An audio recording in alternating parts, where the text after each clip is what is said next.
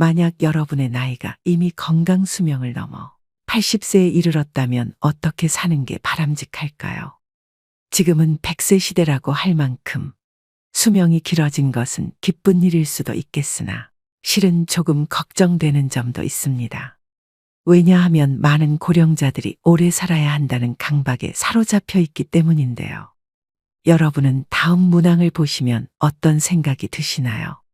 사실은 먹고 싶지만 건강에 해롭다니까 참는다.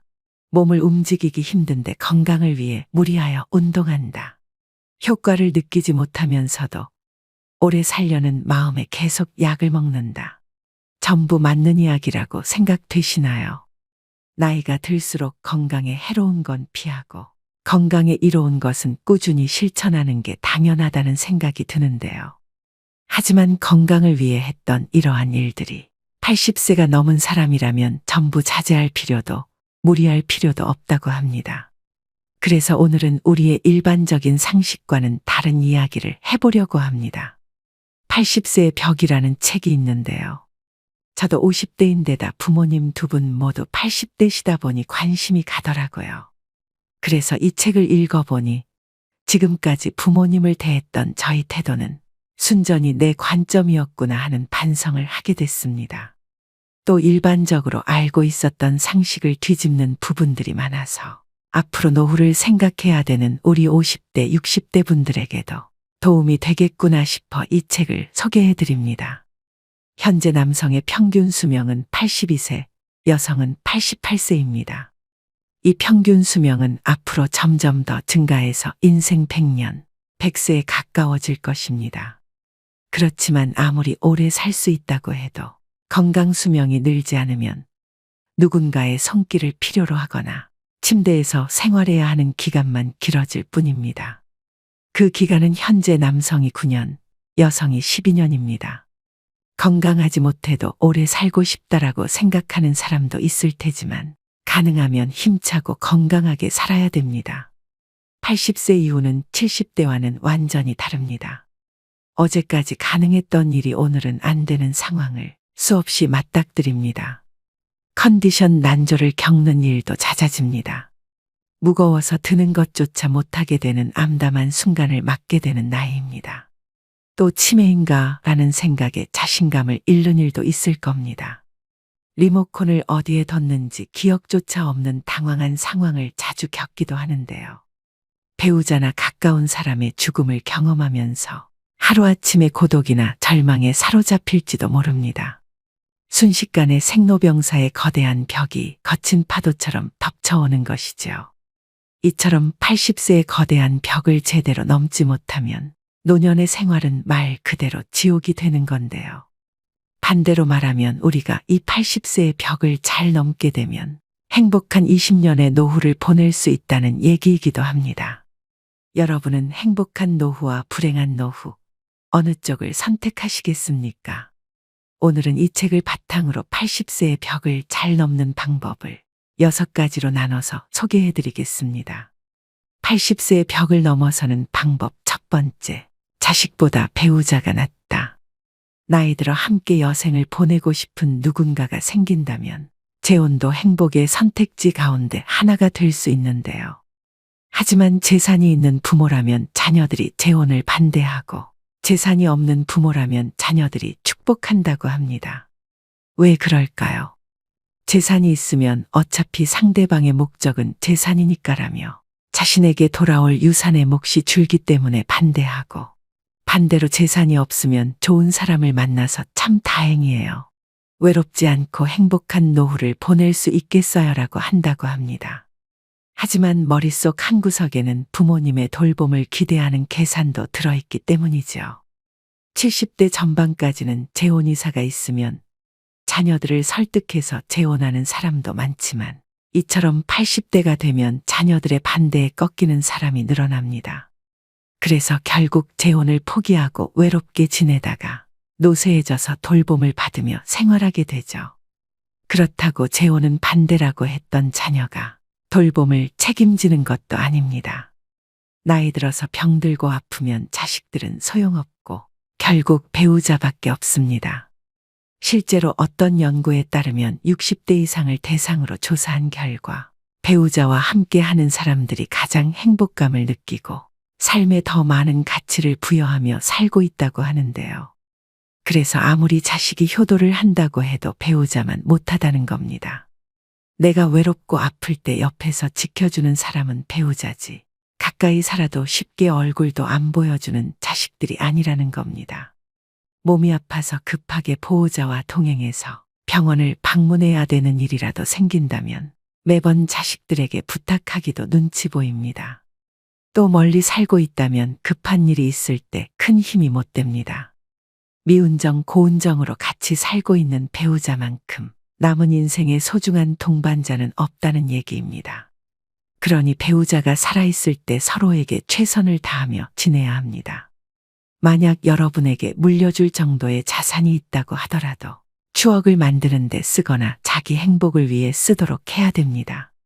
80세가 넘은 고령자는 지금 당장 병이 들고 움직이지 못하게 된다 해도 전혀 이상할 것이 없습니다. 내일 죽게 될지도 모를 일입니다. 그러니 후회 없는 시간을 보내야 합니다. 물론 자녀를 위해 재산을 남기는 그 자체에서 행복감을 느끼시는 분들도 있으실 겁니다. 하지만 노후의 최고 자산은 추억입니다. 서서히 몸이 약해지고 행동 반경이 좁아지다가 결국 마지막에는 침대에서 보내는 날이 많아집니다. 이때 버팀목이 되어주는 것이 바로 그때 참 즐거웠는데라는 추억들입니다. 재산을 자녀에게 남기기 위해 자신이 하고 싶은 일을 참는 것만큼은 절대 하지 말아야 합니다. 80세의 벽을 넘어서는 방법 두 번째, 할 수 있는 일은 포기하지 않는다. 이제 80세가 됐으니 무리하지 말아야지 하면서 그동안 해왔던 일들을 그만두시는 분들이 많습니다. 하지만 가지고 있는 능력을 유지하는 것은 80세의 벽을 넘기 위해 꼭 필요한 자세인데요. 스스로 할 수 있는 일들을 제대로 안 하고 멈추는 순간 순식간에 늙고 세상과 이별할 수 있습니다. 그래서 80대가 돼도 운전면허증을 반납하지 마시고 운전이 가능하면 계속 하시라고 권해드립니다.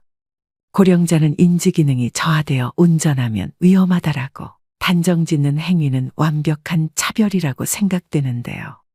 20살 대학생이 고급 외제차를 타고 고속도로를 폭주하다가 사망사고를 내면 큰 뉴스거리가 되지 않지만 80의 남성이 경자동차로 아내를 병원에 데리고 가다가 사고를 내면 비난을 받습니다. 실제로는 24세 미만의 운전자가 사고를 내는 비율이 더 높은데도 고령자에게만 위험 딱지를 붙이고 있습니다. 80대가 교통사고를 내면 언론에서는 큰일이라는 식으로 기사를 냅니다. 이러한 사회 분위기와 더불어 나이 들어 운전면허증을 자진 반납하면 지원금을 주는 제도가 있다 보니 면허증을 반납하시는 분들이 많습니다. 하지만 아직 충분히 운전을 할 수 있는데도 허둥지둥 면허를 반납할 필요는 없습니다. 반납해버리고 나면 6년 후에 돌봄을 받게 될 위험이 2.2배나 증가한다고 하는데요. 이처럼 건강을 위해서라도 가능하다면 운전을 계속 하셔야 됩니다. 운전뿐만 아니라 80대에도 배우고 싶은 것이 있다면 적극적으로 배우셔야 하고요. 건강한 노후 생활을 보내는 가장 중요한 방법 중 하나가 노후에도 배움을 지속하는 건데요. 80세가 넘었다고 집에만 계시는 것은 수명을 단축시키는 가장 안 좋은 방법입니다.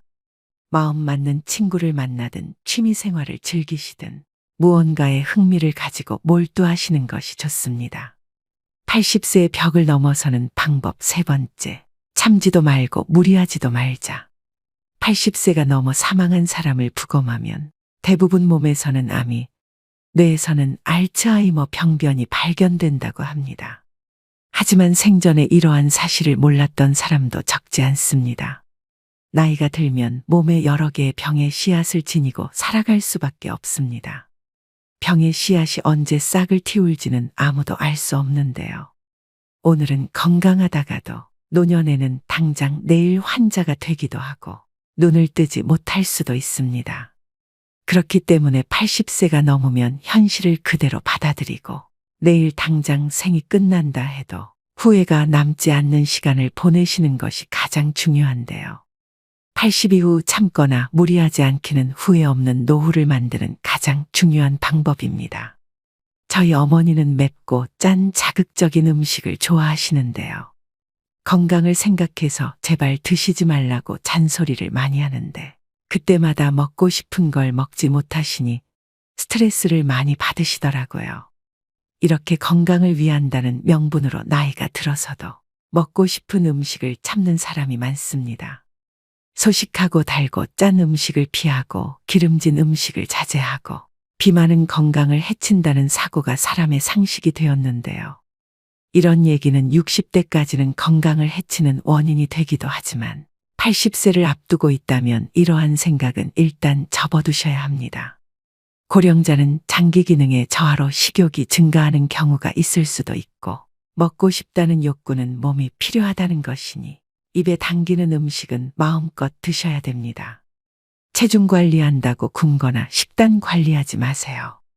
살이 좀 찐 사람이 오히려 더 오래 산다는 통계도 있습니다. 먹고 싶은 음식을 참으며 체중 조절하기는 스스로 수명을 깎는 행위입니다. 채식이 좋다고 매일 풀만 드시지 마시고요. 나이 들수록 단백질 섭취가 가장 중요하기 때문에 고기를 많이 드셔야 합니다. 그럼 여기서 술이나 담배는요? 라는 질문이 되돌아올 수 있는데요. 술도 드시고 싶으시다면 몸에 주는 부담을 생각해서 저녁 반주를 즐기는 정도가 현명합니다. 지나친 음주로 몸을 제대로 가누지 못해 넘어지면 낙상으로 골절되어 한순간에 늙어버리는 비극도 적지 않기 때문입니다. 또 의외라고 생각할지 모르지만 담배의 폐해는 나이가 들수록 줄어드는데요. 실제 흡연으로 단명하게 된 사람은 고령이 되기 전에 사망하기 때문입니다. 즉 담배를 계속 피웠는데도 80세까지 산 사람은 앞으로 금연하든 흡연하든 수명에는 큰 차이가 없다는 뜻입니다. 또 80대를 목전에 두고 운동을 열심히 하는 것도 아무런 도움이 되지 않습니다. 오히려 무리해서 운동하다 체내에 활성산소가 만들어지게 되면 노화를 촉진할 수도 있는데요. 80세 이후에는 그냥 30분 정도의 가벼운 산책 정도면 충분합니다.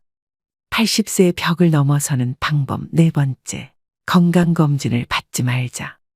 지금 80대는 건강검진 초기 세대로 건강검진을 절대시하는 경향이 있습니다.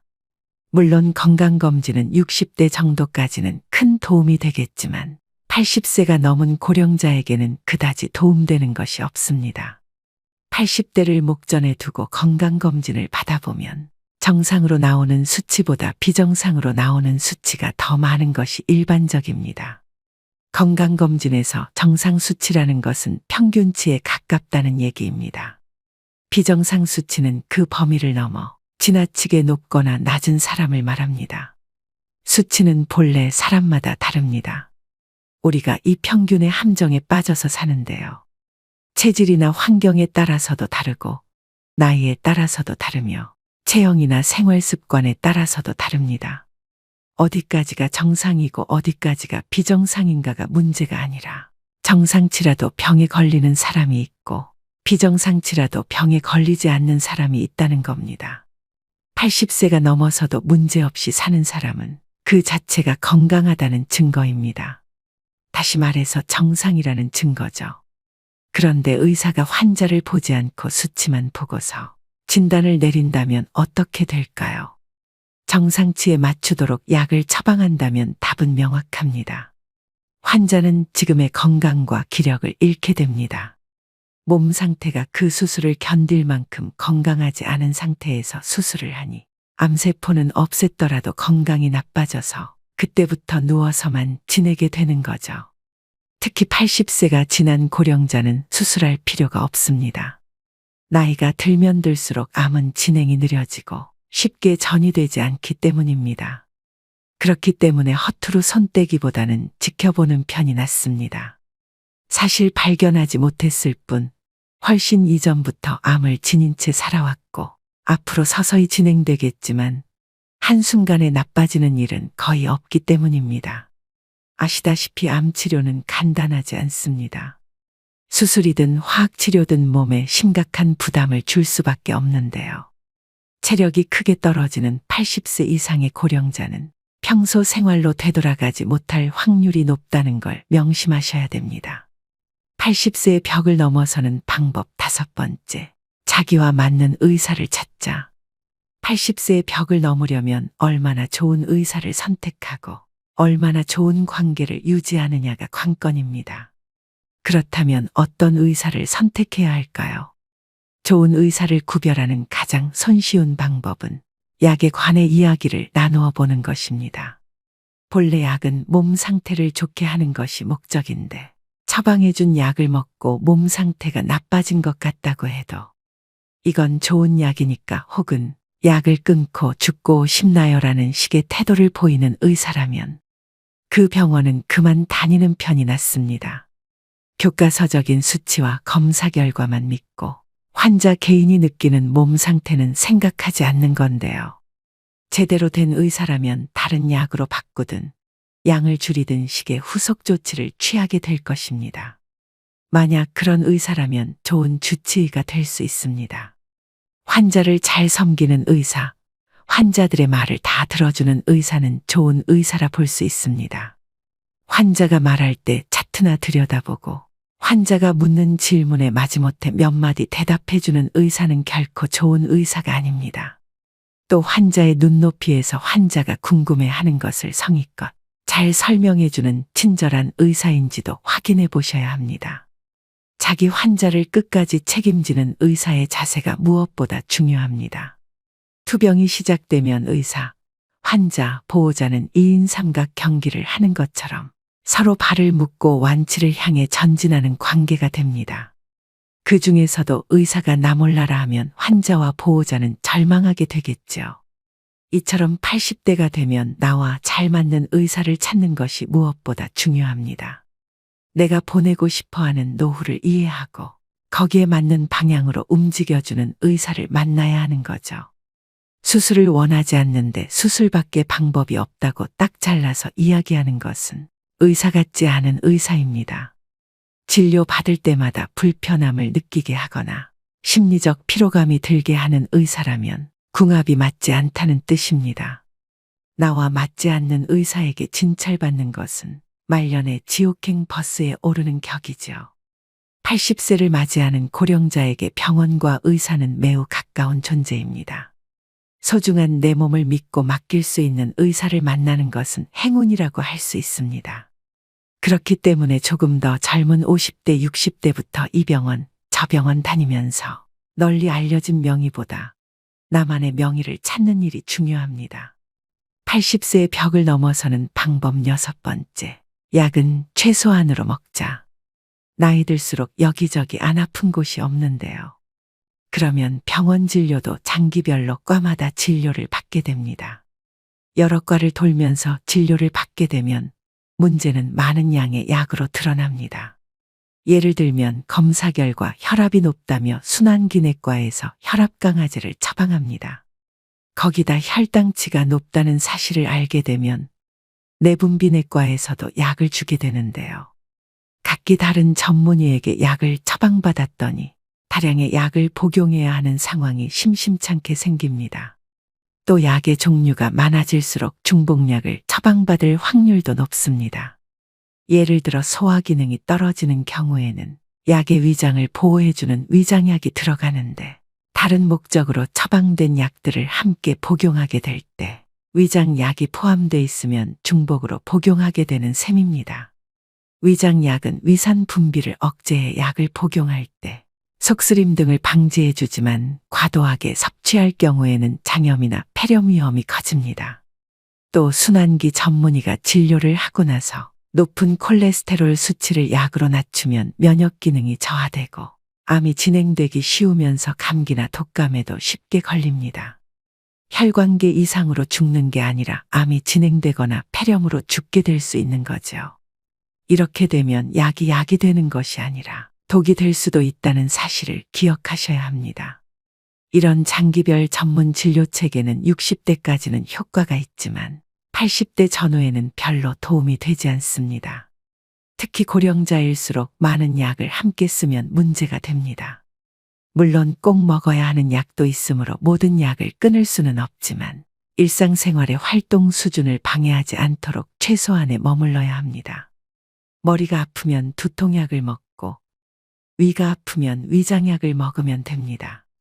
필요할 때 필요한 만큼만 먹는 것이 약의 올바른 사용법입니다. 약을 계속 먹어야 오래 산다는 근거는 어디에도 없다는 사실을 기억하셔야 됩니다. 오늘의 영상 어떠셨나요? 80세의 벽은 높고 두꺼우나 벽을 넘는 방법 6가지를 소개해드렸습니다. 종합적으로 강조드리고 싶은 것은 싫은 걸 억지로 참지 말고 좋아하는 일을 하는 것입니다. 아무리 후회해도 지난 날은 돌아오지 않습니다. 내일 일은 아무도 모릅니다. 내일은 내일의 바람이 붑니다. 그것이 인생입니다. 그러므로 자신의 인생을 있는 그대로 받아들이기만 하면 됩니다. 어떤 것이라도 두려워하거나 걱정하지 마세요. 원하는 일을 하고 먹고 싶은 음식을 먹고 만나고 싶은 사람을 만나고 하고 싶은 말을 하면서 살면 됩니다. 이것이 행복한 노후와 불행한 노후를 가르는 기준입니다. 불량 노인이어도 됩니다. 사람 좋은 척하면 건강이 불량해집니다. 여태까지 사람들의 눈치를 살피고 사양하느라 하고 싶은 일을 참으며 살아오셨을 겁니다. 그런데 80세가 넘어 참거나 무리하게 되면 몸과 마음이 지치고 건강이 나빠집니다. 지금까지 애쓰고 고생하며 살아왔으니 앞으로는 원하는 대로 살아보셔야 합니다. 80세가 넘은 고령자라면 그렇게 살아도 됩니다. 인생에는 다양한 의미의 오르막과 내리막이 있지만 오르막에서도 내리막에서도 행복은 생각하기 나름입니다. 행복이란 무엇인가에 대한 답은 사람마다 다르겠지만 최고의 행복은 다름 아닌 즐기는 능력이 아닐까 싶습니다. 즐길 수 있어야 진정한 100세 인생입니다. 80세의 벽을 넘어서 앞으로 20년 하루하루 새로운 도전을 즐기셨으면 좋겠습니다. 오늘도 노후의 지혜와 함께 해주셔서 감사드립니다. 황금빛으로 무르익어가는 여러분의 지혜로운 인생을 언제나 응원합니다. 나이가 들어가면서 세상을 살아보니 부모님이 재산 한 푼 물려주진 못하더라도 본인들의 노후만 잘 준비되어 있어도 자식에게는 무엇보다 큰 힘이 됩니다. 자식들은 내 앞가림만 잘하면 된다는 생각에 마음 한구석에 안심이 됩니다. 행복한 노후는 자식으로부터 독립함으로 시작한다고 합니다. 부모가 자식을 키웠으니 자식도 부모를 부양해야 한다는 인식은 시대착오적인 생각입니다. 내가 너 키우느라 들인 돈이 얼마인데 내 노후를 방치해 라는 생각으로 자식에게 바란다면 부모나 자식 모두 불행해집니다. 늙을수록 자식에 연연하지 말아야 합니다. 성장하여 가정을 이룬 자식에게 관심을 갖는 것은 사랑이 아니라 의지심의 표현일 뿐입니다. 자식에게 희생하며 애지중지 길렀더라도 부모의 노후는 스스로 준비해야 합니다. 옛부터 내리사랑은 있어도 치사랑은 없다는 말이 있습니다. 부모가 자식을 사랑하는 것은 자연스러운 일이지만 자식이 부모를 위해 희생하기는 좀처럼 어렵다는 것을 의미하는데요. 노후 준비가 덜 된 부모가 병원비, 생활비의 도움을 받고 싶은 마음은 이해합니다. 자식으로서 기본적인 도리로 도움을 준다면 좋지만 자식이 부모 세대보다 더 살기 힘든 게 요즘 시대라서 도움을 못 받아도 서운하다 생각하지 않아야 합니다. 형제 간 갈등은 부모로부터 시작한다고 합니다. 부모가 자식으로부터 독립하지 못하면 자식들 사이에도 누가 부모를 어떻게 모시냐 등 갈등의 씨를 남겨주는 꼴이 되고 맙니다. 부모에게는 열 자식도 짐이 아니지만 자식들에게는 부모가 짐이 된다는 현실을 받아들이셔야 합니다. 요즘은 부모가 자식을 모시고 사는 시대라고 합니다. 자녀 결혼자금, 집 마련, 사업자금까지 대주고 손주 키워주기까지 무한 희생하고 나서 노후에 자식 며느리 눈치 보며 사는 삶은 부모로서 절대로 선택해서는 안 되는 길임을 명심하셔야 됩니다. 부모가 쉽게 퍼준 사랑은 자식들은 당연한 걸로 여기고 고마워하지 않습니다. 자식에게 퍼주지도 말고 부담 주지도 말고 100세까지 내 돈으로 내가 사는 게 현명한 길입니다. 노후에 자식이 있어야 된다는 소리는 하지 마시고 내 몸은 내가 건사해야 됩니다. 자식이 나를 위해 무엇을 해줄 수 있는지 기대하는 대신 내 노후를 위해 무엇을 해야 할 것인가에 초점을 맞추셔야 됩니다. 그래서 오늘은 자식에게 짐이 되지 않기 위해 준비하셔야 되는 3가지 방법에 대해 말씀드리려고 합니다. 여러분들의 노후에 대해 깊이 생각해보는 시간이 되셨으면 좋겠습니다. 바로 시작하겠습니다. 첫 번째는 신체적 독립입니다. 나이 들어서 요양원에 가지 않고 자식에게 의존하지 않으려면 육체적으로 독립할 수 있어야 됩니다. 사람은 누구나 나이가 들어감에 따라 신체적인 어려움에 마주하게 되는데요. 노후에는 건강을 잘 지키기만 해도 흑자 인생을 보낼 수 있습니다. 건강이 곧 돈이기 때문입니다. 자녀에게 부모 부양으로 경제적인 부담을 주지 않는 가장 손쉬운 방법이 바로 건강관리입니다. 나이가 들면 돋보기, 보청기, 틀니, 지팡이, 약봉지가 일상이 됩니다. 아프면 서럽다지만 더 큰 문제는 질병으로 인해 따라오는 삶의 질 저하인데요. 타인의 도움이 필요해지는 상황이 닥치면 더욱 실감하게 됩니다. 특히 간병비는 건강보험이 적용되지 않아서 사비로 충당해야 되는데 다들 아시겠지만 그 수준이 300만 원 선이라고 합니다. 갑자기 아프기라도 하면 얼마나 오래 아플지, 간병비는 언제까지 나갈지, 이런 모든 일정이 불확실합니다. 일부에서는 병원 신세를 지는 노인들이 의료와 요양에 노후 자금을 쏟아부으면서 간병 파산에 시달리고 있다고 합니다. 50대, 60대부터 얼마나 건강관리를 잘했느냐에 따라 노후의 삶은 지옥이 될 수도 천국이 될 수도 있습니다. 이처럼 100세 시대가 도래하면서 건강한 노년을 맞는 것이 최고의 행복이라고 여겨지는데요. 우선 건강 수명을 늘리려면 기본적인 체력을 유지하는 것이 매우 중요합니다. 이를 위해서는 근력 운동을 필수로 하셔야 됩니다. 이 기초 체력을 일찍이 다져놓지 못하면 나이가 들어감에 따라 걷고 싶어도 걸을 수 없는 때가 올 수도 있습니다. 누우면 죽고 서면 산다는 말이 있습니다. 일어나서 살아야 합니다.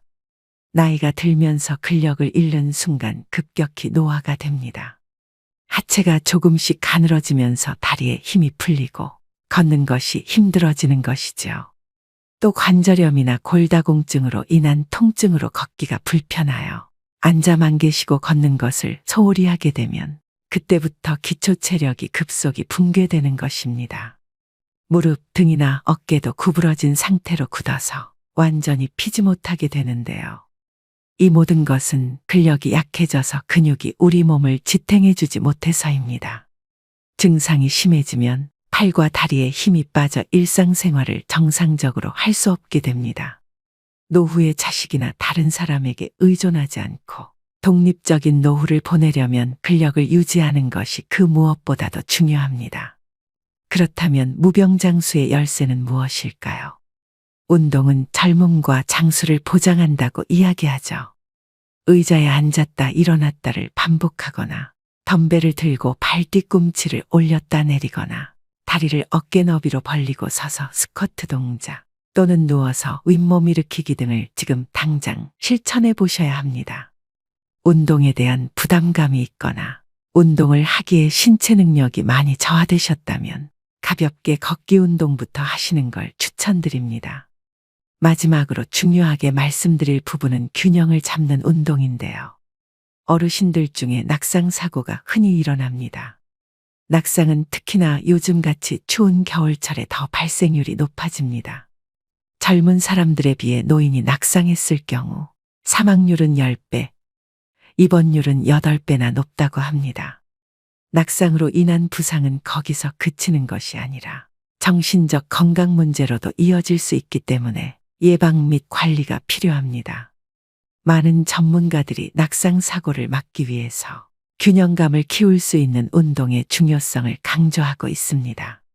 가장 간단하고 확실한 운동 중 하나는 한 발로 서기입니다.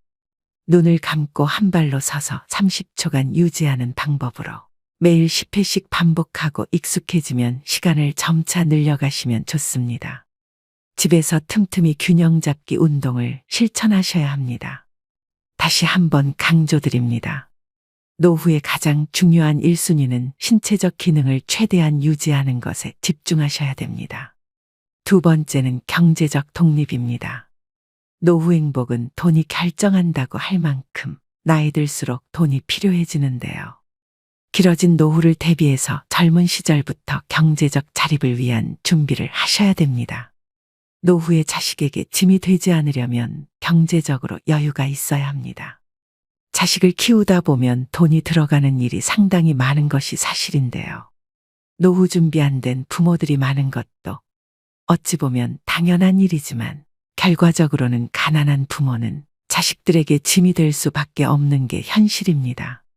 일은 넘으면 힘 빠져서 돈 쓸 일도 별로 없을 텐데요. 주변의 노후 준비를 소홀히 하는 사람들은 이렇게 변명하기도 합니다. 하지만 노년기에는 노부모 간병, 자녀 지원, 배우자 병환, 주택 수리 등 오히려 예상치 못했던 목돈 지출이 발생하기 쉽습니다. 이런 돌발 상황에 대비하려면 일찍부터 경제적 독립을 준비하셔야 됩니다. 잔고가 바닥나면 일하면 되잖아 라고 생각할 수 있지만 건강이 나빠져서 예전처럼 돈을 벌지 못할 가능성이 높습니다. 하지만 신체적 여건이 되시는 분들은 무리하지 않는 선에서 현역으로 일을 계속 하시는 게 좋습니다. 또 젊었을 때 모아둘 거리라고 후회하지 않으려면 저축하는 습관을 몸에 익히셔야 합니다. 소득이 줄어들면 그에 맞춰 씀씀이도 줄여야 하지만 한번 높아진 소비 수준을 낮추기란 쉽지가 않습니다. 하지만 은퇴가 임박했다면 온 가족이 한마음으로 덜 쓰고 짐을 줄이는 연습을 하셔야 합니다. 지금 벌고 있는 소득은 20, 30년 후 고정적인 소득이 사라질 때 내 자신과 배우자가 쓸 소중한 씨앗입니다. 나중에 퇴직금을 받을 테니까 저축은 필요 없다는 생각도 위험합니다. 퇴직금을 일시금으로 받아서 주식이나 부동산 등에 투자하겠다는 유혹도 생길 수 있지만 성급히 결정하면 나중에 후회하기 쉬운데요. 나이 들어서 투자에 실패하면 젊을 때처럼 패자부활전이 어렵습니다. 힘들게 번 퇴직금은 놀리지 마세요라고 접근하는 사람은 100% 사기꾼이라고 생각하셔야 합니다. 노년기에 투자를 하고 싶다면 미국 등 글로벌 우량 금융상품에 한정하고 여행, 취미 등에 쓰는 돈도 예산 내에서 쓰시는 게 좋습니다. 현역 시절엔 잘 나가던 사람도 한순간에 잘못된 선택으로 나이 들어 가난해질 수 있습니다. 노후가 고달파지는 것은 시간 문제입니다. 지금 가진 노후 자금을 온전히 지켜내는 것도 능력입니다. 또 노년기의 빈곤은 생존과도 직결되는 문제인데요. 얼마 전 충격적인 기사를 접했습니다. 자기의 질병을 자녀들에게 알리지 않거나 의료비와 간병의 부담을 자녀에게 주지 않으려고 극단적인 선택을 하는 어르신들이 늘어나고 있다고 합니다. 자식에게 짐이 되기 싫어 아픈 아내를 살해한 뒤 극단적 시도를 한 할아버지가 경찰에 붙잡힌 사건도 있었는데요. 노인 실태조사에 따르면 노인이 생각하는 생애 말기의 좋은 죽음은 가족이나 지인에게 부담을 주지 않는 죽음이 90.6%로 압도적인 응답이었습니다. 과거에는 오랜 기간 동안 자식이 부모의 간병은 물론 부양까지 대신해 왔습니다. 그러나 이제는 세상이 많이 변했습니다. 자식들도 먹고 살기 힘든 현실이기 때문에 부모의 부양은 정신적, 경제적으로 많은 부담으로 다가옵니다. 노후에 이런 비참한 일이 현실로 일어나지 않기 위해서는 하루라도 더 일찍 자발적으로 노후 준비를 하셔야 합니다. 마지막으로 황혼의 나이에 무조건적인 자녀 지원은 독이 될 수 있습니다. 경제적으로 자립하지 못했다고 해서 계속 퍼주면 내 노후가 먼저 무너지게 됩니다. 자식에게 한 푼도 안 주면 맞아 죽지만 다 주면 굶어 죽고 밥만 주면 무서워 죽는다는 말은 우스갯소리지만 그 속에 뼈가 있음을 명심하셔야 됩니다. 이처럼 나이가 들수록 다른 사람이나 가족에게 의존하지 말고 독립적으로 독하게 살아가야 합니다. 그래야만 노후에도 경제적으로 자립하여 건강하고 행복한 노후 생활을 할 수 있습니다. 세 번째는 정신적 독립입니다. 나이가 들수록 정신적으로 독립하는 것이 중요합니다. 여러분은 나이가 들어가면서 제일 두려운 게 무엇인가요? 주변에 많은 분들이 치매에 걸릴까봐 걱정이라고 하시는데요. 몸이 아픈 병보다 무서운 게 치매라는 말이 있을 정도로 치매는 자신은 물론 그 주변까지 힘들게 하는 병이다 보니 중년 이후부턴 치매에 관심이 커질 수밖에 없습니다. 가장 발병률이 높은 노년기에 사회적으로 고립되는 것이나 우울증은 치매의 원인 중 하나라고 하는데요. 그만큼 노후의 정신 건강을 위해서는 외로움과 우울감을 극복하시는 게 가장 중요합니다. 그렇다면 치매의 방법에는 어떤 것들이 있을까요?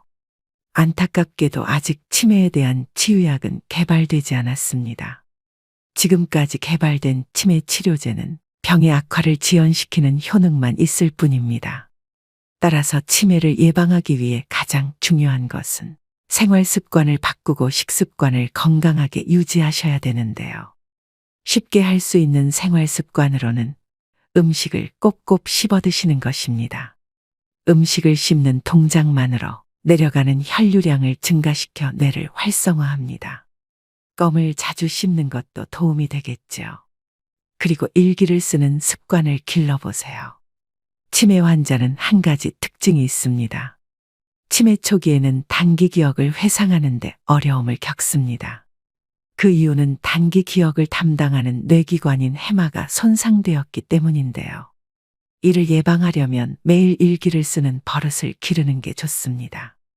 일기를 쓰면서 해마를 자극하고 퇴화되는 것을 방지하고 심지어 그 기능을 향상시킵니다.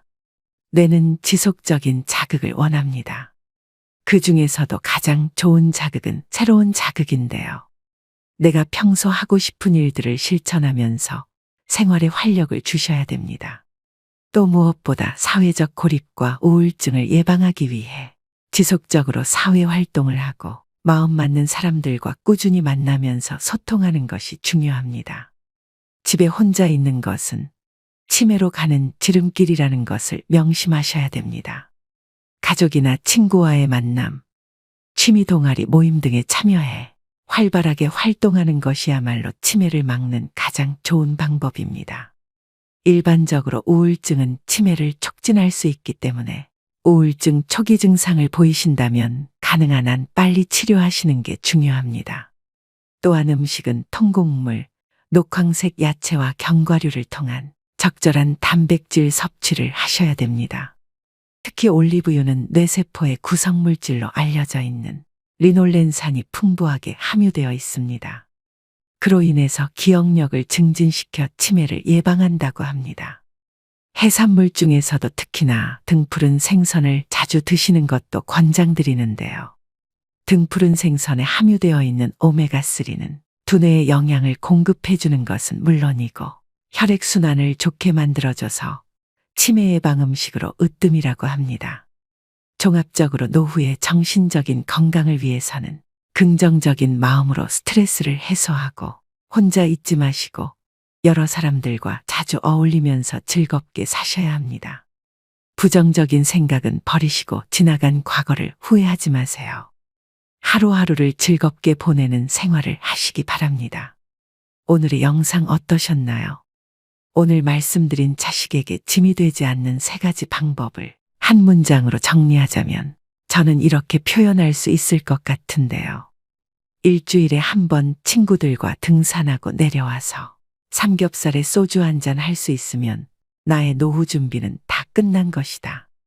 일주일에 한 번 등산할 정도의 체력, 혼자 병원 다닐 수 있는 신체 능력과 자식들이 유일한 대인관계가 아닌 이렇게 어울려 외롭지 않게 지낼 친구가 있고 일주일에 한 번 정도는 나가서 외식하고 삼겹살에 소주, 두부에 막걸리 정도는 먹을 수 있는 경제적 여유면 충분합니다. 100세 시대가 확실한 이 시점에 이 3가지를 해낼 수 있는 것은 무척 중요하다고 생각합니다. 자식 농사가 부모의 노후를 보장하던 시대는 지났습니다. 자식이 잘 성장하여 독립했다면 그것으로 만족하고 더 이상의 기대는 금물입니다. 경제적으로 독립할 수 있다면 냉정하게 덧정을 끊어야 합니다. 관심의 모든 것은 잔소리로 비칠 뿐입니다. 노후에 가장 불행한 사람은 자식들에게 손을 벌리는 사람이라고 합니다. 그러나 더 큰 불행은 자식에게 무거운 몸뚱아리를 맡기는 것이겠죠. 자식에도 부모 부양의 책임을 지우지 않으려면 부모도 자식을 기르는 목표를 정해놓고 양육해야 합니다. 대학을 졸업하거나 취업하는 시점 정도로 양육 목표를 정해놓고 그 후에는 독립적인 경제 활동을 하도록 해야 되는데요. 자식도 자신의 인생을 살고 부모도 부모의 인생과 노후 준비에 매진하면서 서로 부담을 주지 않는 관계로 사는 것이 최선입니다. 물론 자식으로서 부모를 나몰라라 하라는 건 아닙니다. 자식의 도리는 꼭 경제적인 것만을 의미하지는 않지요. 가끔 찾아뵙고 서로 소통하며 안부 전하고 맛있는 밥 한 번씩 먹는 정도면 충분합니다. 부모의 노후를 자식에게 의존해야 한다는 옛날의 가족 개념이나 효도 사상이 지금의 현실이 아님을 이 시대의 어르신들은 직시해야 됩니다.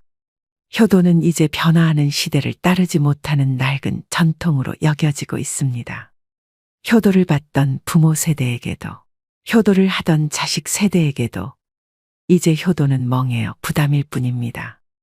마지막으로 어느 노인의 요양병원 일기를 들려드리면서 오늘의 영상 마무리하겠습니다.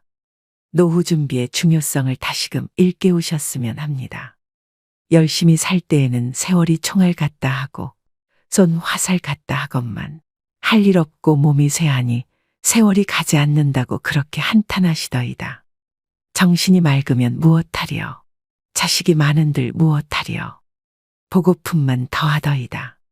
차라리 정신을 놓아버린 저 할머니처럼 세월이 가는지 자식이 왔다 가는지 애지중지하던 자식을 보아도 몰라보시고 그리움도 사랑도 다 기억에서 지워버렸으니 천진난만하게 하루 세끼 주는 간식만이 유일한 낙이더이다. 자식 10여 남매 있음 무엇하리요. 이 한 몸 거할 곳 없더이다. 아들, 딸, 자식들, 유명 인사인들 무엇하리요. 이 한 몸 갈 곳 없어 여기까지 흘러 왔더이다. 허리띠 졸라매고 최고학벌 자랑하며 고생도 보람으로 알고 자식 뒷바라지 했던들 무엇하리요.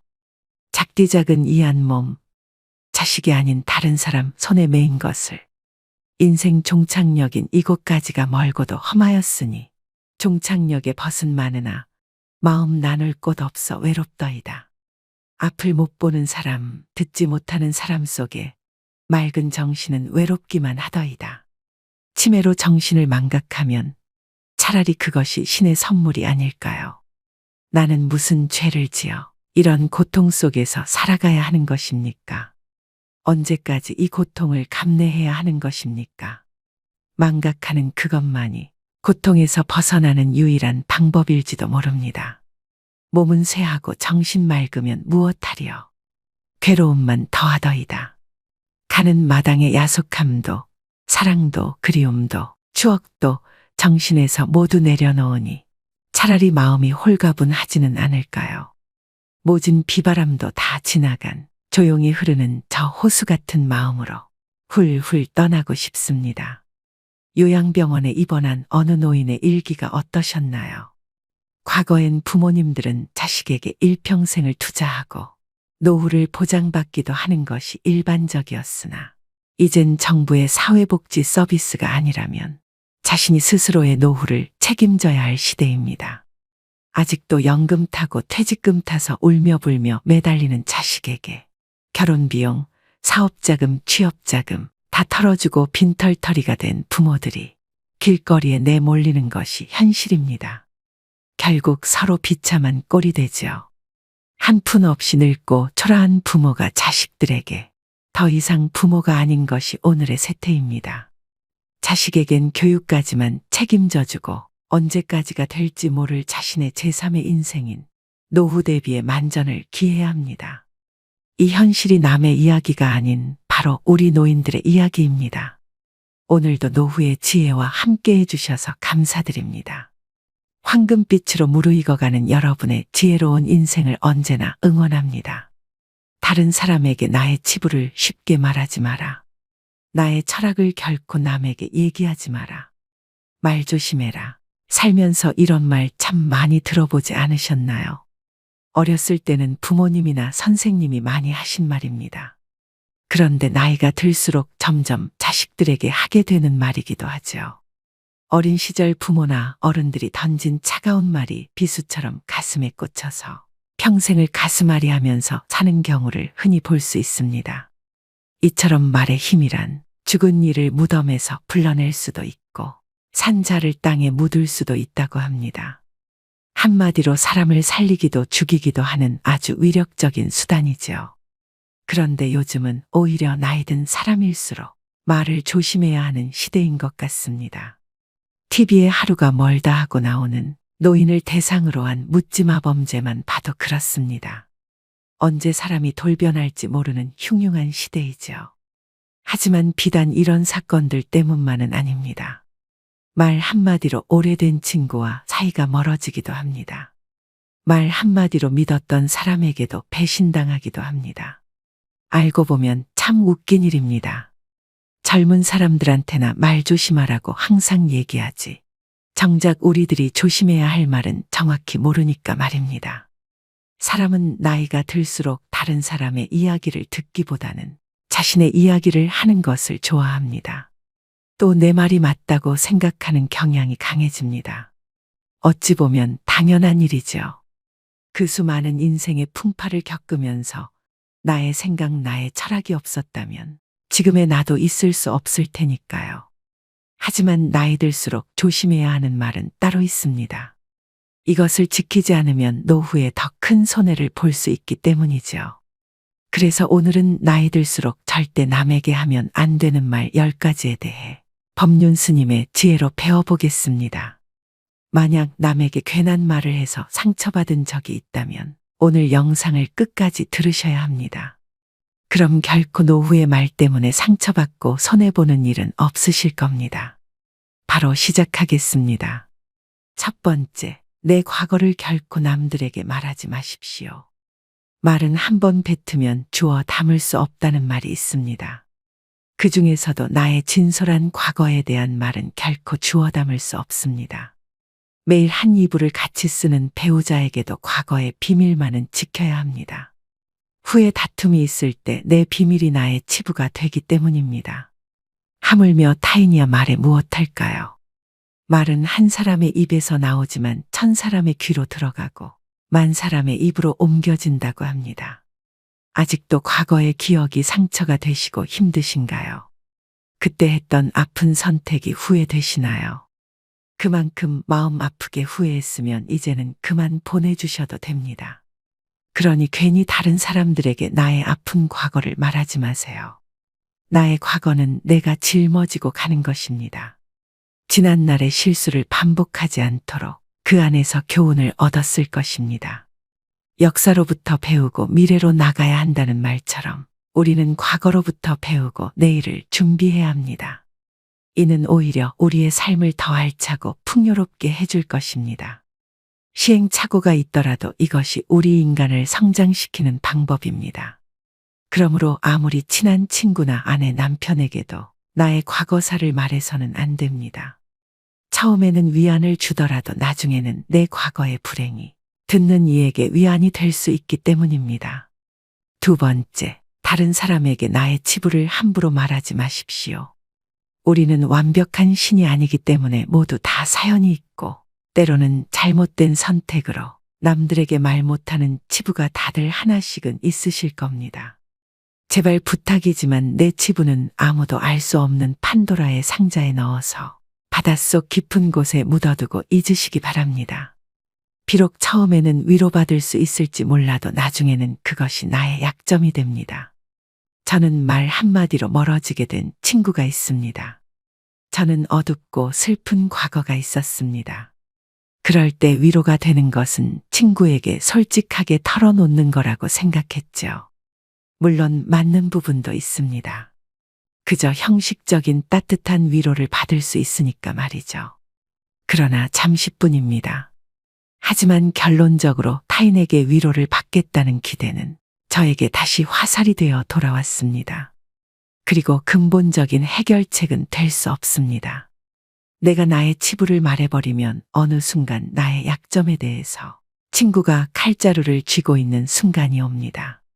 친할 때는 간이고 쓸개고 모두 다 줄 것처럼 하다가도 조금만 서운하면 쉽게 돌아서는 것이 갈 때보다 잘 흔들리는 인간의 마음입니다.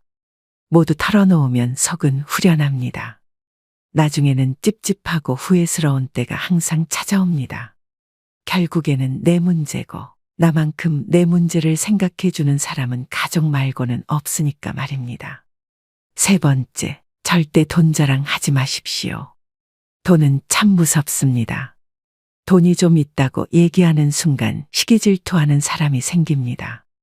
인간은 다른이가 나보다 더 많은 것을 가졌다는 이유만으로도 상처받는 존재입니다. 부자들도 있겠지만 대부분의 사람들은 하루하루 힘들게 살아가는 게 현실입니다. 간혹 졸부들 돈 많은 티를 못 내서 안달입니다. 머리부터 발끝까지 명품으로 도배하고 가진 것이 많다고 없이 사는 사람들을 무시하는 사람도 많습니다. 그런 사람들을 보면 어떤 생각이 드시나요? 우아하고 귀티난다고 생각하시는 분들은 많지 않으실 겁니다. 오히려 없어 보이고 천박하다고까지 느껴지기도 할 것입니다. 모두가 돈을 잘 벌기 위해 저마다의 투쟁을 하고 있는 시대입니다. 돈 자랑 한 번 잘못하면 듣는 이에게 빨간 사이렌이 울립니다. 나는 이렇게 힘든데, 나는 저만큼 못 버는데, 이런 생각이 안 들 수가 없습니다. 요즘 어르신들 대상으로 하는 범죄가 참 많아지고 있습니다. 대부분은 돈 좀 있다고 말하는 어르신들 등골 빼먹으려고 하는 사람들입니다. 친구의 권유로 투자를 했다가 돈을 잃은 사람도 있고, 퇴직금으로 받은 돈을 아들의 사업자금으로 썼다가 몽땅 잃어버리게 된 사람들도 있습니다. 돈 자랑도 아무나 하는 게 아닙니다. 괜히 돈 자랑했다가 돈 빌려달라는 사람 때문에 곤란해질 수도 있습니다. 네 번째, 나의 목표를 남들에게 절대로 말하지 마십시오. 사공이 많으면 배가 산으로 간다라는 말은 다들 들어보셨을 겁니다. 주변에서 이래라 저래라 간섭하는 사람이 많으면 내 목표를 이루기 힘들다는 말이죠. 아직 시작도 안 한 목표를 남들에게 말하는 것은 내 목표로부터 멀어지는 일입니다. 출발도 하기 전에 의지를 뺏깁니다. 결국 목표를 만들고 성취하는 것은 자신에게 달려 있어 목표를 향해 어느 정도 진전을 이룰 때까지 혼자 알고 있으셔야 됩니다. 타인의 조언이 오히려 혼란만 일으킵니다. 내 목표를 입 밖으로 꺼내면 낱말하기 좋아하는 사람들이 목표를 방해하기 십상입니다. 또 어차피 서로 다른 삶을 살아왔기 때문에 상대방의 충고는 도움이 되기는커녕 장애물이 될 수 있습니다. 우직한 마음으로 묵묵히 혼자서 목표를 향해 나아가셔야 됩니다. 자신감 있게 스스로의 판단을 신뢰하고 믿으셔야 됩니다. 분명한 것은 인생 항로를 명확하게 정했다면 그 목표가 지향하는 곳을 향해 거침없이 나아가야 한다는 것입니다.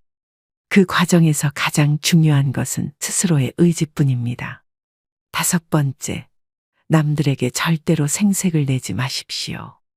입만 열면 자랑하고 생색내는 사람이 있습니다. 자랑 같지 않은 것을 자랑하는가 하면 대화가 안 통하는 사람도 있습니다. 누구나 생색내는 사람과 같이 있을 때 피곤하고 스트레스를 받았던 경험이 한 번씩 있었을 것입니다. 불교에서는 보시라는 단어를 사용합니다. 보시는 은혜를 베푼다는 뜻이죠. 주고 나서는 잊어버려야 합니다.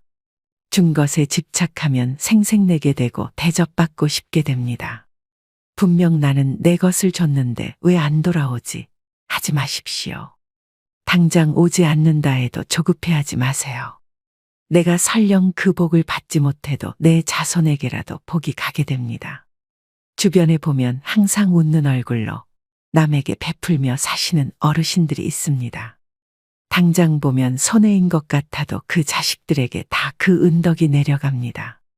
좋은 마음으로 친구 밥 사주고 술 사줬으면 그냥 잊어버려야 됩니다. 다음은 친구가 사겠지 생각하면 자꾸 기대하게 됩니다. 마음 안에서 진심으로 베푼 것은 모를 수가 없습니다. 사람이 모르면 하늘이 알고 땅이 압니다. 굳이 선행을 밝히지 마시고 생색내지도 마세요. 내가 진실한 마음으로 착한 일을 했다면 그것만으로도 차고 넘치고 충분합니다. 6번째, 다른 이들에게 내 가족의 비밀을 말하지 마십시오. 가족의 비밀은 가족 안에서도 지키는 것이 중요합니다. 나에게도 누구에게도 털어놓지 못하는 사연과 비밀이 있는 것처럼 부모, 형제네, 자식에게도 꼭 지키고 싶은 비밀이 있습니다. 혹시 자식의 일기장을 몰래 꺼내 본 적이 있으신가요? 만약 그런 적이 있다면 앞으로는 절대 아이의 비밀을 몰래 알려 하지 마셔야 됩니다. 나의 비밀이 중요한 만큼 가족의 비밀을 지켜주는 것이 가족의 평화를 위해서 중요합니다. 더 중요한 것은 다른 이에게 가족의 비밀을 말하지 않는 것입니다. 현명하고 지혜로운 사람들은 아무리 가족이라고 해도 서로의 사생활과 생각을 존중해 줍니다. 모르는 게 약이다라는 말이 있죠. 말은 발 없이 천리를 가고 돌고 돌아 세상 모든 사람들이 다 알게 하는 힘이 있습니다. 자신의 허물이나 가족의 비밀을 얘기했다가는 결국은 그것이 언젠가 되돌아와서 자신의 뒤통수를 때리는 결과가 될 수 있습니다. 다른 이를 만나서 가족의 은밀한 비밀과 치부에 대해 안주거리로 올려서 말씀하지 마세요. 서로가 서로를 존중하고 약속을 지킬 때 집 안으로 들어오려는 부름도 달아나 버립니다. 꼭 명심하셔야 됩니다. 7번째, 나의 치명적인 약점은 절대로 말하지 마십시오. 주변 사람 10명에게 나의 깊은 약점을 이야기하면 앞에서는 모두 위로해 주는 것처럼 보입니다. 하지만 그중 8명은 뒤돌아서면 내 아픔을 이용해 본인들의 행복을 쟁취합니다. 나의 치명적인 약점을 이야기하면 그 사람에겐 내 삶을 담보 잡히는 것이나 마찬가지입니다. 피치 못할 상황에서 약점을 이야기해야 할 때도 절대로 모든 약점을 한 번에 이야기하지 말아야 합니다. 일단 입 밖으로 내뱉으면 주워 담을 수 없기 때문에 늘 조심해야 합니다. 수다쟁이처럼 말을 많이 한다고 해서 사람들 사이에서 인기 있는 것은 아닙니다. 오히려 주변에 사람이 모이고 은은한 기운을 바라는 사람은 말하기보다는 다른 사람의 말을 더 잘 들어주는 사람입니다. 타인의 약점을 통해 위안을 얻고 즐기는 게 인간입니다. 정말 치명적인 약점은 혼자의 노력으로밖에 극복 불가능합니다. 8번째, 나만의 철학을 남들에게 이야기하지 마십시오. 모든 사람은 각자의 신념과 철학을 가지고 있습니다. 100명에게 물어보면 100명 모두 다른 가치관을 가지고 있죠. 이것은 당연한 인생사 이치입니다. 오랜 세월의 격정과 풍파를 이기는데 내 소신이 없었다면 가능했을까요? 내 신념이 나에게는 아무리 좋다 할지라도 다른 사람의 시각에선 이해할 수 없는 것일 수도 있습니다. 우리는 종종 자신의 경험과 가치관을 타인에게 적용하려는 고집이 있습니다. 나이가 들수록 사람들은 자신의 경험과 지식을 통해 억측에 의존하려는 경향이 있는데요. 하지만 이것은 갈등과 신뢰의 파괴를 초래합니다. 따라서 나이가 들수록 내 철학을 남에게 강요하거나 설득하려 하지 말아야 합니다. 다들 아시다시피 사람은 쉽게 바뀌지 않습니다. 내 마음, 내 습관 하나 바꾸기 어려운데 남들이 내 뜻대로 바뀌기를 기대해서는 안 됩니다. 내 머리만 아파질 뿐입니다. 특히 자식 문제에 있어 부모의 생각을 강요하지 마셔야 됩니다. 중학교 2학년을 지나온 부모님들은 자녀들이 부모님의 말에 정확히 반대로 행동하고 때로는 반항한다는 사실을 알고 있을 것입니다. 강요해서 잘 풀리는 일이란 없죠. 자녀를 위해 최선을 다하되 스스로의 철학은 혼자서만 소신 있게 지키는 게 좋습니다. 9번째, 친구의 비밀을 알게 되어도 또 다른 친구에게 말을 옮기지 마십시오. 여러분을 믿는 친구가 본인의 비밀을 알려주어도 절대로 또 다른 누군가에게 그 말을 옮기면 안 됩니다. 친구의 비밀은 내 마음속 판도라의 상자 깊은 곳에 넣고 잊어버리십시오. 내 친구를 진정한 친구라고 생각한다면 나라도 그 비밀을 지켜줘야 합니다. 가벼운 내 입 때문에 소중한 친구를 잃게 될 수도 있습니다. 또 그 친구에게 평생에 지울 수 없는 상처를 입히게 될 수도 있습니다. 그보다 슬프고 억울한 일은 없습니다. 입장을 바꿔 내가 절친한 친구 한 명에게만 약점을 털어놨는데 시간이 지나 모두가 내 약점을 안다고 생각해 보세요. 절친과의 신뢰와 우정이 깨질 뿐만 아니라 배신당했다는 생각에 밤잠을 설칠 것입니다. 우연이라도 알게 된 친구의 비밀은 끝까지 지켜줘야 합니다. 10번째, 여러분의 재능을 남들에게 섣불리 말하지 마십시오. 은퇴를 하고 연금을 받는 분들 중에도 자신만의 능력으로 남들을 도와주며 마음이 풍요로운 노후를 보내는 분도 있습니다. 참으로 멋진 분들입니다. 하지만 어떤 분야에서 특별한 재능이 있다고 굳이 떠벌리고 다닐 필요는 없습니다. 시기 질투가 많은 사람들은 오히려 당신의 선의와 선행을 안 좋게 봅니다. 힘든 상황에 있는 사람을 발견한다면 이런저런 충고와 조언을 하는 대신에 그저 말없이 가서 조용히 도와주는 것이 좋습니다. 자신의 성공과 철학을 공유하려고 하지 마세요. 말보다 행동입니다. 도움을 주었기에 질투받을 일도 없습니다. 이에 더불어 나에게도 뿌듯함과 만족감이 돌아오는 것은 당연한 사실입니다. 재능으로 남들에게 기꺼이 도움을 주었다면 다른 사람들에게 알리고 다니지 마십시오. 내 능력을 사람들에게 말하고 다니면 주위에 시간을 내달라는 사람이 많아집니다.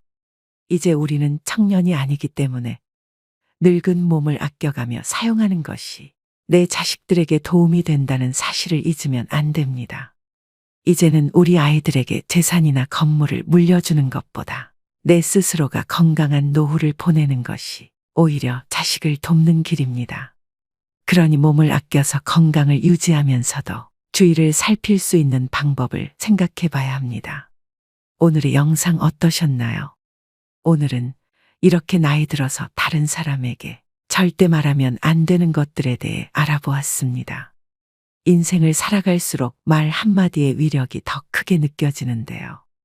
내가 했는지도 기억 안 나는 말 때문에 구설수에 오르기도 하고 곤욕을 치르기도 합니다. 말은 정말 잘해야 본전이고 보통은 너무 말이 많으면 실언을 하는 경우가 많습니다. 무엇이든지 조심해서 나쁠 것이 없습니다. 특히 말은 주워 담을 수 없기 때문에 사전에 미리 조심해서 화를 피해야 합니다. 오늘도 노후의 지혜와 함께 해주셔서 감사드립니다. 황금빛으로 무르익어가는 여러분의 지혜로운 인생을 언제나 응원합니다. 첫 번째, 내 과거를 결코 남들에게 말하지 마십시오. 말은 한 번 뱉으면 주워 담을 수 없다는 말이 있습니다. 그 중에서도 나의 진솔한 과거에 대한 말은 결코 주워 담을 수 없습니다. 매일 한 이불을 같이 쓰는 배우자에게도 과거의 비밀만은 지켜야 합니다. 후에 다툼이 있을 때 내 비밀이 나의 치부가 되기 때문입니다. 하물며 타인이야 말에 무엇할까요? 말은 한 사람의 입에서 나오지만 1000사람의 귀로 들어가고 10,000사람의 입으로 옮겨진다고 합니다. 아직도 과거의 기억이 상처가 되시고 힘드신가요? 그때 했던 아픈 선택이 후회되시나요? 그만큼 마음 아프게 후회했으면 이제는 그만 보내주셔도 됩니다. 그러니 괜히 다른 사람들에게 나의 아픈 과거를 말하지 마세요. 나의 과거는 내가 짊어지고 가는 것입니다. 지난날의 실수를 반복하지 않도록 그 안에서 교훈을 얻었을 것입니다. 역사로부터 배우고 미래로 나가야 한다는 말처럼 우리는 과거로부터 배우고 내일을 준비해야 합니다. 이는 오히려 우리의 삶을 더 알차고 풍요롭게 해줄 것입니다. 시행착오가 있더라도 이것이 우리 인간을 성장시키는 방법입니다. 그러므로 아무리 친한 친구나 아내, 남편에게도 나의 과거사를 말해서는 안 됩니다. 처음에는 위안을 주더라도 나중에는 내 과거의 불행이 듣는 이에게 위안이 될 수 있기 때문입니다.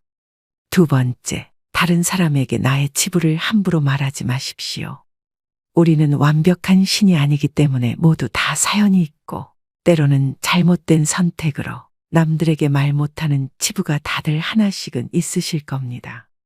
제발 부탁이지만 내 치부는 아무도 알 수 없는 판도라의 상자에 넣어서 바닷속 깊은 곳에 묻어두고 잊으시기 바랍니다. 비록 처음에는 위로받을 수 있을지 몰라도 나중에는 그것이 나의 약점이 됩니다. 저는 말 한마디로 멀어지게 된 친구가 있습니다. 저는 어둡고 슬픈 과거가 있었습니다. 그럴 때 위로가 되는 것은 친구에게 솔직하게 털어놓는 거라고 생각했죠. 물론 맞는 부분도 있습니다. 그저 형식적인 따뜻한 위로를 받을 수 있으니까 말이죠. 그러나 잠시뿐입니다. 하지만 결론적으로 타인에게 위로를 받겠다는 기대는 저에게 다시 화살이 되어 돌아왔습니다. 그리고 근본적인 해결책은 될 수 없습니다.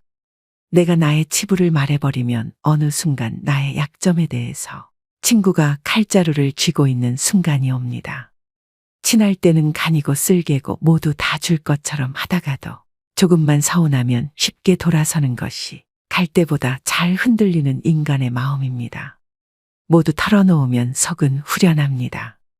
나중에는 찝찝하고 후회스러운 때가 항상 찾아옵니다. 결국에는 내 문제고 나만큼 내 문제를 생각해주는 사람은 가족 말고는 없으니까 말입니다. 세 번째, 절대 돈 자랑하지 마십시오. 돈은 참 무섭습니다.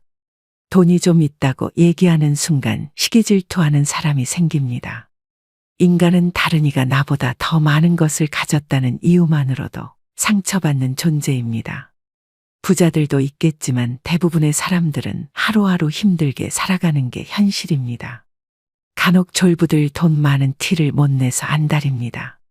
머리부터 발끝까지 명품으로 도배하고 가진 것이 많다고 없이 사는 사람들을 무시하는 사람도 많습니다. 그런 사람들을 보면 어떤 생각이 드시나요? 우아하고 귀티난다고 생각하시는 분들은 많지 않으실 겁니다.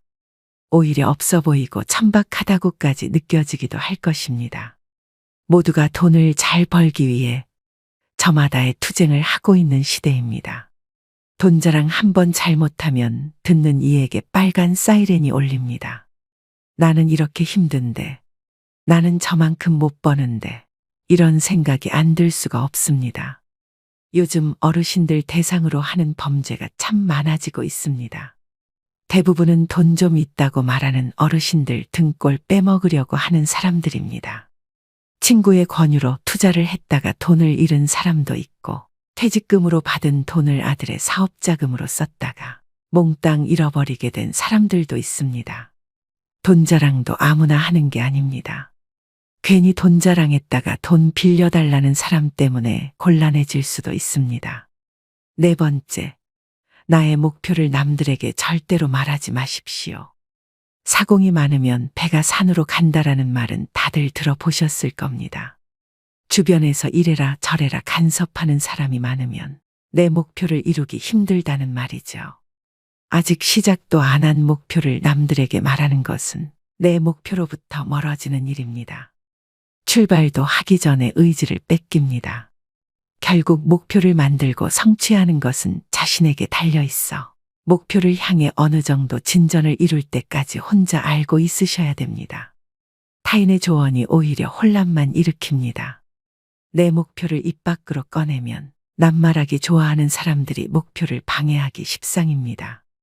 또 어차피 서로 다른 삶을 살아왔기 때문에 상대방의 충고는 도움이 되기는커녕 장애물이 될 수 있습니다. 우직한 마음으로 묵묵히 혼자서 목표를 향해 나아가셔야 됩니다. 자신감 있게 스스로의 판단을 신뢰하고 믿으셔야 됩니다.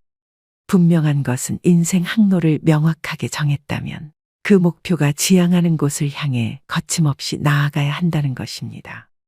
그 과정에서 가장 중요한 것은 스스로의 의지뿐입니다. 다섯 번째, 남들에게 절대로 생색을 내지 마십시오. 입만 열면 자랑하고 생색내는 사람이 있습니다. 자랑 같지 않은 것을 자랑하는가 하면 대화가 안 통하는 사람도 있습니다.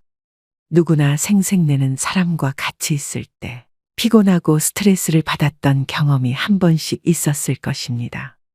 불교에서는 보시라는 단어를 사용합니다. 보시는 은혜를 베푼다는 뜻이죠. 주고 나서는 잊어버려야 합니다. 준 것에 집착하면 생색내게 되고 대접받고 싶게 됩니다. 분명 나는 내 것을 줬는데 왜 안 돌아오지? 하지 마십시오. 당장 오지 않는다 해도 조급해하지 마세요.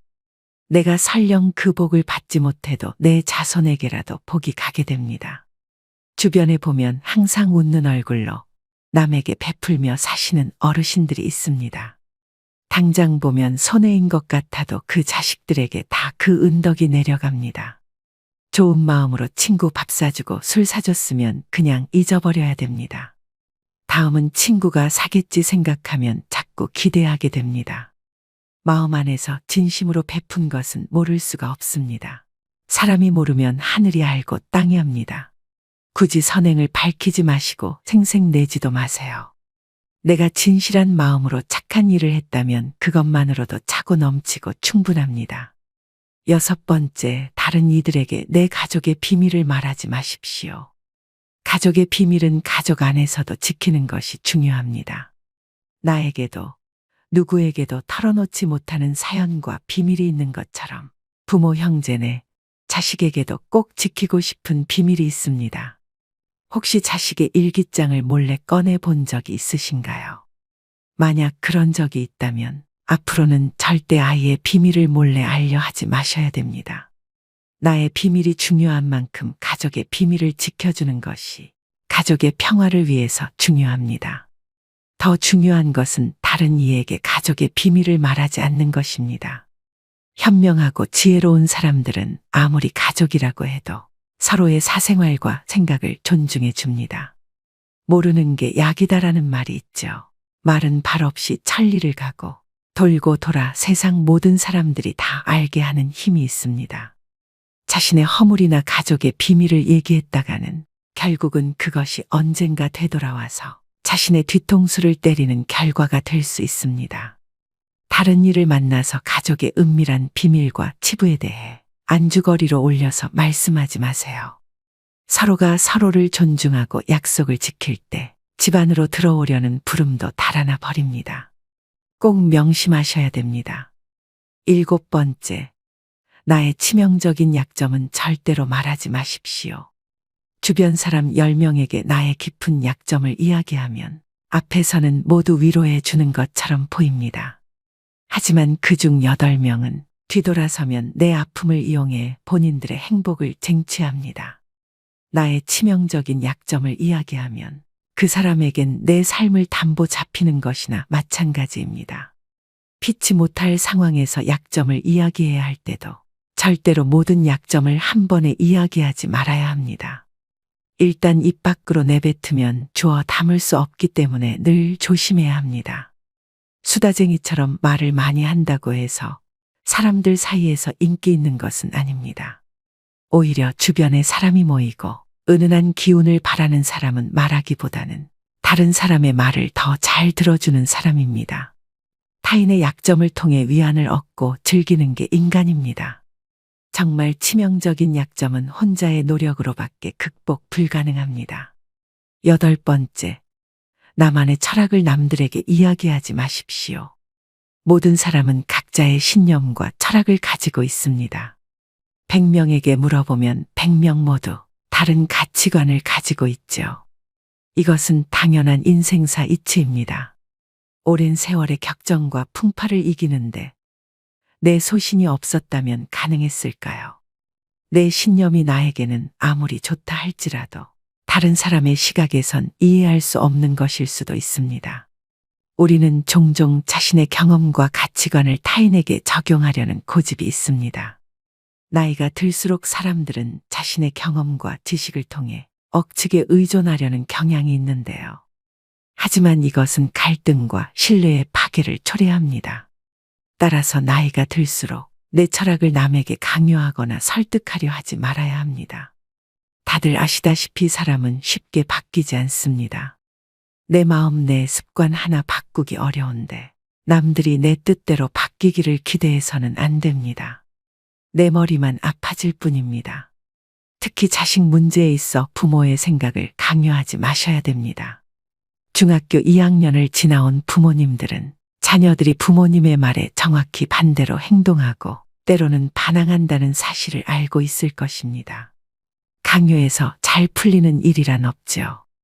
자녀를 위해 최선을 다하되 스스로의 철학은 혼자서만 소신 있게 지키는 게 좋습니다. 9번째, 친구의 비밀을 알게 되어도 또 다른 친구에게 말을 옮기지 마십시오. 여러분을 믿는 친구가 본인의 비밀을 알려주어도 절대로 또 다른 누군가에게 그 말을 옮기면 안 됩니다. 친구의 비밀은 내 마음속 판도라의 상자 깊은 곳에 넣고 잊어버리십시오. 내 친구를 진정한 친구라고 생각한다면 나라도 그 비밀을 지켜줘야 합니다. 가벼운 내 입 때문에 소중한 친구를 잃게 될 수도 있습니다. 또 그 친구에게 평생에 지울 수 없는 상처를 입히게 될 수도 있습니다. 그보다 슬프고 억울한 일은 없습니다. 입장을 바꿔 내가 절친한 친구 한 명에게만 약점을 털어놨는데 시간이 지나 모두가 내 약점을 안다고 생각해 보세요. 절친과의 신뢰와 우정이 깨질 뿐만 아니라 배신당했다는 생각에 밤잠을 설칠 것입니다. 우연이라도 알게 된 친구의 비밀은 끝까지 지켜줘야 합니다. 10번째, 여러분의 재능을 남들에게 섣불리 말하지 마십시오. 은퇴를 하고 연금을 받는 분들 중에도 자신만의 능력으로 남들을 도와주며 마음이 풍요로운 노후를 보내는 분도 있습니다. 참으로 멋진 분들입니다. 하지만 어떤 분야에서 특별한 재능이 있다고 굳이 떠벌리고 다닐 필요는 없습니다. 시기 질투가 많은 사람들은 오히려 당신의 선의와 선행을 안 좋게 봅니다. 힘든 상황에 있는 사람을 발견한다면 이런저런 충고와 조언을 하는 대신에 그저 말없이 가서 조용히 도와주는 것이 좋습니다. 자신의 성공과 철학을 공유하려고 하지 마세요. 말보다 행동입니다. 도움을 주었기에 질투 받을 일도 없습니다. 이에 더불어 나에게도 뿌듯함과 만족감이 돌아오는 것은 당연한 사실입니다. 재능으로 남들에게 기꺼이 도움을 주었다면 다른 사람들에게 알리고 다니지 마십시오. 내 능력을 사람들에게 말하고 다니면 주위에 시간을 내달라는 사람이 많아집니다. 이제 우리는 청년이 아니기 때문에 늙은 몸을 아껴가며 사용하는 것이 내 자식들에게 도움이 된다는 사실을 잊으면 안 됩니다. 이제는 우리 아이들에게 재산이나 건물을 물려주는 것보다 내 스스로가 건강한 노후를 보내는 것이 오히려 자식을 돕는 길입니다. 그러니 몸을 아껴서 건강을 유지하면서도 주위를 살필 수 있는 방법을 생각해 봐야 합니다.